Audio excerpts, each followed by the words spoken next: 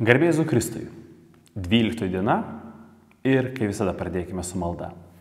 Vardant Dievo, Tėvo ir Sūnaus ir Šventosios Dvasios. Amen.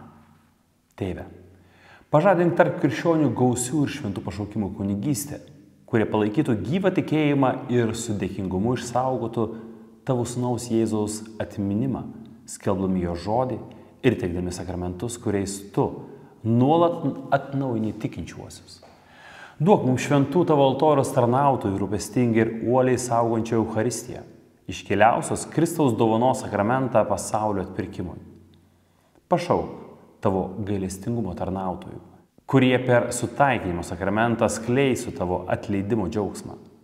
Tėve, padaryk, kad bažnyčia su džiaugsmu priimtų gausius tavo Sūnaus Dvasios įkvėpimus ir klusniai priimdama jo pamokymus rūpintųsi pašaukimais į kunigystės tarnybą bei pašvestą į gyvenimą. Padėk vyskupams, kunigams ir diakonams, pašvestiesiems asmenims ir visiems pakrikštytiesiems Kristuje, kad ištikimai vykdytų savo misiją tarnaudami Evangelijai. To prašome per Kristų mūsų viešpatį. Amen. Marija, apaštalų karalienė, melski už mus. Vakar susitikime nagrinėjame Dievo įsakymų ir sandoros supratimą Senajame testamente. Šiandien ženkime žingsnį dar į priekį ir pažvelkime į Naująjį testamentą. Prisiminkime istoriją, kai pas Jėzų ateina jaunikaitis ir klausia, ką jis turi daryti, kad įgytų amžinąjį gyvenimą. Ką jam atsako Jėzus? Jei nori įeiti į gyvenimą, laikykis įstatymų. Tad ta sąsaja tarp įstatymų ir gyvenimo išlieka ir Naujajame testamente. Tačiau kaip tada suprasti, kad Jėzus mums duoda naują įsakymą? Jis kalba apie tai, kad mes turime mylėti vienas kitą, savo artimą. Tačiau kasgi čia naujo? Argi sandora sudaryta prie Sinajaus to nesakė? Argi nesakė, kad reikia mylėti visus, kurie yra toje sandoroje? Taip, tiesa. Tačiau čia iškyla keletas radikalumų. Vienas, kuris atrodo yra begaliniai didelis, tai, kad Jėzus kviečia mylėti, o tai reiškia pradėti žiūrėti, kaip į savo artimus, ne tik tuos, kurie yra sandoroje su Dievu, bet ir į visus. Tai yra mylėti ir savo priešus. Taip, tai šuolis, kuris atrodo labai didelis, o galbūt net didesnis, negu galėtume įsivaizduoti. Tačiau jei galvojame, kad šis šuolis yra didžiulis, tai kitas šuolis turėtų būti nunešantis stogą. Jėzus įsako mylėti vienas kitą ne kaip mes mylime save, bet mylėti kaip jis mus myli. Ir šis įsakymas duodamas paskutinės vakarienės metu, laiku, kur jis netrukus parodys, ką reiškia mylėti taip, kaip myli jis. Kai Jėzus kalba apie Dievo meilę, jis pakartoja pakartoto įstatymo žodžius. Mylėti Dievą visą širdimi, visą sielą ir visų protu. Ne tik širdimi ar sielą, bet ir visų protu. Tai yra sąmoningai apsisprendžiant ir pasirenkant mylėti. Nepriklausomai nuo to, kokios bus aplinkybės arba kiek tai bus patogu, ką kiti apie tai pagalvos. Ir atskirti mylėjimą širdimi nuo mylėjimo protu yra pavojinga, nes tikroji meilė reikalauja pilnatvės ir reikalauja mylėjimo procese mąstymo, apsisprendimo.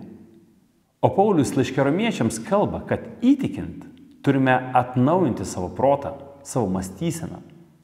Todėl yra keista ir neteisinga. Jei žmonės sako, myli Dievą, tačiau mylėdami eina prieš Dievo įsakymus. Apaštalas Paulius laiške Romiečiams sako, niekam nebūkite ką nors skolingi išskyrus tarpusavio meilę. Nes kas myli, tas įvykdo įstatymą. Juk įsakymai nesvetimauk, nežudyk, nevok, negeisk ir kiti gali būti sutraukti į tą vieną posakį. Mylėk savo artimą kaip save patį. Meilė nedaro nieko pikta artimui. Taigi meilė yra įstatymo pilnatvė. Taigi meilė ne tik įvykdo įstatymą, bet yra net įstatymo pilnatvė. Ir be jos nėra įmanomas įstatymo išpildymas arba įgyvendinimas. Ir tik tada, kai išsiaiškinsime, kaip teisingai ir tinkamai mylėti Dievą, galėsime mylėti artimą. Ne kaip save patį, bet kaip Jėzus mus myli. O tai reiškia, kad visa, ką mes randame Senajame testamente, yra tam, kad mus privestų prie tikrosios meilės. Tačiau mes galime mylėti kaip Jėzus tik tada, kai mylime kartu su Jėzumi, o jo meilę geriausiai išreiškia kryžius. Ten labiausiai išreiškima jo meilės pilnatvė. Evangeliją pagal Joną mes galime skaityti. Jei kas mane myli, laikysis mano žodžio ir mano tėvas jį mylės. Mes pas jį ateisime ir apsigyvensime. O tai reiškia, kad išgelbėjimas yra ne tik nuodėmių atleidimas, ne tik išvadavimas iš pragaro tikrovės, bet buvimas vieno su Dievu, buvimas vienybėje ir bendrystėje su juo. Dievas nori apsigyventi mumise, todėl Jėzus mylėdamas atidavė pats save, kad mes taptume tais, kuriuose ir su kuriais jis galėtų gyventi. Ir ne tik jis, bet kartu su tėvu.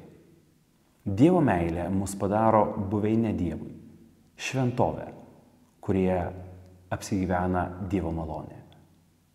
Garbė Dievui, Tėvui ir Sūnui ir Šventai Dvasiai, kaip buvo pradžioje, dabar ir visados ir per amžius. Amen.